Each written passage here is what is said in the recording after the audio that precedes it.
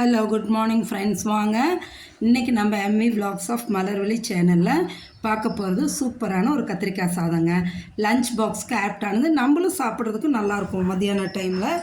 சரிங்களா? இப்போ வாங்க இந்த கத்திரிக்காய் சாதம் நான் எப்படி செய்கிறேன்னு உங்களுக்கு காமிக்கிறேன். இதில் ஒரு சீக்ரெட் மசாலா பவுடர் அரைச்சி போட போகிறோம், அவ்வளோதாங்க. அவ்வளோ டேஸ்ட்டாக இருக்குங்க. அது என்னென்னு நம்ம இதில் போய் இப்போ வீடியோவில் பார்க்கலாங்களா? ஃபுல் ப்ரிப்ரேஷன் என்னென்ன பொருள் வச்சு செய்யலான்னு வாங்களேன். பாருங்கள், கத்திரிக்காய் மீடியம் சைஸ் கத்திரிக்காய் ஒரு 4-5 காய் எடுத்து பொடியாக நறுக்கி வச்சுருக்கேங்க. நறுக்கி வச்சுட்டு அதோட பார்த்திங்கன்னா ஒரு சின்ன டம்ளரில் 1 டம்ளர் சாதம் வடித்து எடுத்து ஆற வச்சுட்டேங்க. அதுக்கப்புறம் சீக்ரெட் மசாலா சொன்ன பாருங்கள், அது தாங்க இது. பாருங்கள், நல்லா ஒரு 1.5 ஸ்பூன் கடலைப்பருப்பு, 1.5 ஸ்பூன் உளுத்தம்பருப்பு, தனியா ஒரு ஸ்பூனு, அதோட ஜீரகம் 1/2 ஸ்பூனு, மிளகு ஒரு 1/4 ஸ்பூனுங்க, 2 காஞ்ச மிளகாங்க. இந்த காரத்தை வந்து நம்மளுக்கு ஏற்ற மாதிரி வச்சுக்கலாம். நான் எனக்கு இது 2 வச்சுட்டேன். கொஞ்சம் வெந்தயங்க. இதாக தான் வறுத்து அரைக்க போகிறோம். உங்களுக்கு காரம் வேணால் இன்னும் கொஞ்சம் மிளகா சேர்த்திக்கலாங்க. எனக்கு மீடியம் காரம் போதுன்னு இந்த வச்சுட்டேங்க.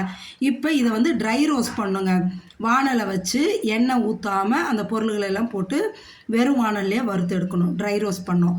இதில் முக்கியமானது என்னென்னா மீடியம் ஃப்ளேமில் வச்சு வறுக்கணுங்க. ஏன்னா அந்த ஜீரகமும் வெந்தயமும் கருகிடக்கூடாதுங்க. கருகாத அளவுக்கு நல்லா வறுத்து எடுத்துருங்க. வறுத்து எடுத்து அப்படியே ஒரு பிளேட்டில் ஆற வச்சிடலாங்க. ஆற வச்சு நம்ம மிக்ஸி ஜாரில் போட்டு, சின்ன ஜாரில் போட்டு பவுடர் ஆக்கிக்கலாம்.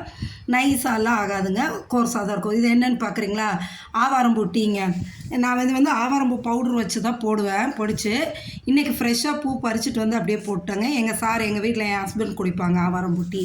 அவங்களுக்காக தான் போட்டுட்ருக்கேன். அதைய சிம்மில் வச்சுட்டோன்னு வைங்களா, அது பொறுமையாக வெந்து நல்லா அந்த எசன்ஸ் இறங்கும். அதுக்காக தான் அப்படி வச்சுருக்கேன்.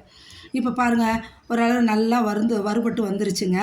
இது நல்லா வறுத்ததும் எடுத்து ஒரு பிளேட்டில் வச்சுருங்க. அதை பாருங்கள், சூப்பராக கருகாமல் இந்த அளவு வறுத்து எடுத்துக்கலாங்க. இது வந்து நீங்கள் கொஞ்சம் சேர்த்து நிறையா கூட வறுத்து பொடிச்சு வச்சுக்கலாங்க. பொடிச்சு ஸ்டோர் பண்ணிட்டிங்கன்னா உங்களுக்கு அடுத்தடுத்து செய்கிறதுக்கு யூஸ் ஆகும். சொல்கிறேங்க. இப்போ வானலில் எண்ணெய் ஊற்றி கடுகு உளுத்தம் பருப்பு போட்டாச்சுங்க. எண்ணெய் இந்த கலரில் இருக்குன்னு யோசிக்காதீங்க. இது வந்து ரைஸ் பிராண்ட் ஆயிலுங்க. சரிங்களா? ரைஸ் பிராண்ட் ஆயில் இந்த கலரில் தான் இருக்கும். கடுகு உளுத்தம் பருப்பு பொரிஞ்சதும் கருவேப்பிலையை போட்டு பொரிய விட்டுட்டு நறுக்கி வச்சுருக்கோம் இல்லைங்களா கத்திரிக்காய், அதையும் எடுத்து இதில் போட்டுருங்க. போட்டு தண்ணி ஊற்றக்கூடாதுங்க. இந்த எண்ணெயிலேயே அந்த கத்திரிக்காய் வெந்து வரணுங்க. ஆமாம், மீடியம் ஃப்ளேம்லேயே வச்சு பொறுமையாக வதக்கி எடுங்க. காயை அடி பிடிக்கவும் கூடாது, அதே சமயம் காய் வெந்து வரணும். அப்படி நம்ம மீடியம் ஃப்ளேமில் வச்சு வதக்கும் போது தான் காய் தனித்தனியாக உதிரியாக நம்மளுக்கு வருங்க. அதுக்காக தான். சரிங்களா? அப்படியே வதக்கி எடுங்களேன். ஒரு 3/4 பதம் வந்ததும் நம்ம அதுக்கு என்னென்ன பொருள் சேர்க்குறோன்னு நான் சொல்கிறேன். இந்த மாதிரி பவுடர் ஒன்று அரைச்சி ரெடி பண்ணி வச்சுக்கிட்டிங்கன்னா வெண்டைக்காய் சாதம், கத்திரிக்காய் சாதம் இந்த மாதிரியெல்லாம் செய்யும்போது நம்ம யூஸ் பண்ணிக்கலாம் அந்த பவுடரை. ஈவன் பொரியல் செய்யும்போது கூட கொஞ்சம் போட்டோம்னா டேஸ்ட்டாக இருக்குங்க. பாருங்கள், இப்போ காய் நல்லா வறுபட்டுருச்சு. இந்த காய்க்கு தேவையான அளவு மட்டும் உப்பு, காய்க்கு தேவையானது மட்டும் உப்பை போட்டுட்டு ஒரு 1/4 ஸ்பூன் மஞ்சத்தூளும் 1/2 ஸ்பூன் மிளகாத்தூளும் போடுங்க. காய்க்கு தேவையானது மட்டும் போட்டு நல்லா கிளறி விட்டுடுங்க. கிளறி விட்டுட்டு இதை நல்லா ஒரு 2 நிமிஷம் கிளறிட்டு அதுக்கப்புறம் என்ன பண்ணுறோம், நம்ம அரைச்சி வச்சுருக்கோம் இல்லைங்களா, இது பொடி பண்ணி வச்சுருக்கோம் இல்லையா, அந்த பவுடர் வந்து தேவையான அளவு போட்டுக்கோங்க. நான் வச்சுருக்க சாதத்துக்கு ஒரு 2 ஸ்பூன் போட்டால் போதுங்க. சரிங்களா? ஏன்னா அந்த அளவு தான், நான் சாதம் கொஞ்சம் தானே வச்சுருக்கேன், அதனால தான் சொல்கிறேன். 2 ஸ்பூன் மட்டும் போட்டு இந்த எண்ணெயிலே வறுத்துட்டோன்னு வைங்களா, அந்த ஸ்மெல் இன்னும் நல்லா என்ஹான்ஸ் பண்ணி கொடுக்குங்க. அதனால் நான் என்ன பண்ணேன், காயோடு இருக்கிற எண்ணெயிலே போட்டு பெரட்டிடலான்னு அதில் தான் போட்டு பெரட்டுவாங்க. ஒரு நல்லா ஃபுல் ஸ்பூன் இதுமாரி ஸ்கூப்பாக 2 ஸ்பூன் எடுத்து போட்டுக்கலாங்க. போட்டு வறுத்து எடுங்க. வறுத்து எடுத்துட்டு அதில் அப்புறம் நம்ம வடித்து வச்சுருக்க சாதம் நல்லா உதிரியாக இருக்குது இல்லைங்களா, அதையும் போட்டுக்கலாம். ஃபஸ்ட்டு 1 ஸ்பூனை போட்டு கிளறுங்க. அடுத்தது 1 ஸ்பூனையும் போட்டு நல்லா கிளறிடுங்க. அதுக்கப்புறம் பார்த்திங்கன்னா எண்ணெயே இருக்காதுங்க. ஆமாம், இந்த எண்ணெயே தெரியாது. அந்த அளவு இந்த இது ட்ரை ஆன மாரி ஆகிடும்.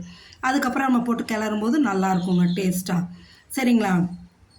இதேமாரி நீங்களும் கிளறி எடுங்க. நல்லா டேஸ்ட்டாகவும் இருக்குங்க. அந்த ஸ்மெல் அரோமா அவ்வளோ நல்லா இருக்குங்க. சரியா? சாதத்தையும் போட்டு இப்போ கிளறுங்க. இந்த சாதத்துக்கு மட்டும் தேவையான அளவு உப்பு போட்டுட்டு அப்படியே கிளறி எடுத்துட்டிங்கன்னா சூப்பரான கத்திரிக்காய் சாதங்க. லஞ்ச் பாக்ஸ்க்கு அவ்வளோ நல்லாயிருக்கும். நம்மளும் மத்தியானம் வீட்டில் கூட டெய்லி சாம்பார் குழம்புன்னு வைக்கிறத ஒரு நாள் இப்படி செஞ்சு சாப்பிட்லாம். அவ்வளோ டேஸ்ட்டாக இருக்குங்க. பாருங்கள், கத்திரிக்காய் சாதம் சூப்பராக செஞ்சாச்சு. இந்த டேஸ்ட்டை இன்னும் என்ஹான்ஸ் பண்ணி கொடுக்கறதுக்கு கொஞ்சமாக நல்லெண்ணெய் எடுத்து மேலே ஊற்றி கிளறிடுங்க. ஆமாம், இந்த நல்லெண்ணெய் வந்து ஆப்ஷன் தாங்க, உங்களுக்கு வேணும்னா ஊற்றிக்கலாம், இல்லாட்டி நீங்கள் அவாய்ட் பண்ணிக்கலாம். நான் நல்லெண்ணெய் ஊற்றி கிளறிடுவேங்க. அவ்வளோ சூப்பராக இருக்குங்க. சாதம் மத்தியானம் சாப்பிடும்போதும் அப்படியே ஃப்ரெஷ்ஷாக சாஃப்டாக நல்லாயிருக்குங்க. அதனால் நான் ஊற்றி கிளறி இருக்கேங்க. நீங்களும் இதேமாரி கத்திரிக்காய் சாதம் செஞ்சு சாப்பிட்டு எப்படி இருக்குன்னு எனக்கு சொல்லுங்கள். பாருங்கள், என் பொண்ணுக்கு லஞ்ச் பேக் பண்ணிட்டேங்க. கத்திரிக்காய் சாதம், அதுக்கு வந்து சைட் டிஷ் பார்த்திங்கன்னா உருளைக்கிழங்கு வறுவல், காலையில் அவங்க சாப்பிட்றதுக்கு தோசை 2 தோசையும் தேங்காய் சட்னிங்க.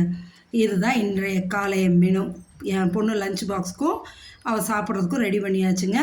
நீங்களும் இதே மாதிரி செஞ்சு சாப்பிட்டு பார்த்துட்டு எப்படி இருக்குன்னு எனக்கு கமெண்ட் செக்ஷனில் சொல்லுங்கள் மறக்காமல். தடவை நம்ம சேனலை பார்க்குறீங்க வீடியோவைனா மறக்காமல் நம்ம சேனலை சப்ஸ்கிரைப் பண்ணுங்கள். சரிங்களா? லைக் பண்ணுங்கள், ஷேர் பண்ணுங்கள். Okay, thank you viewers.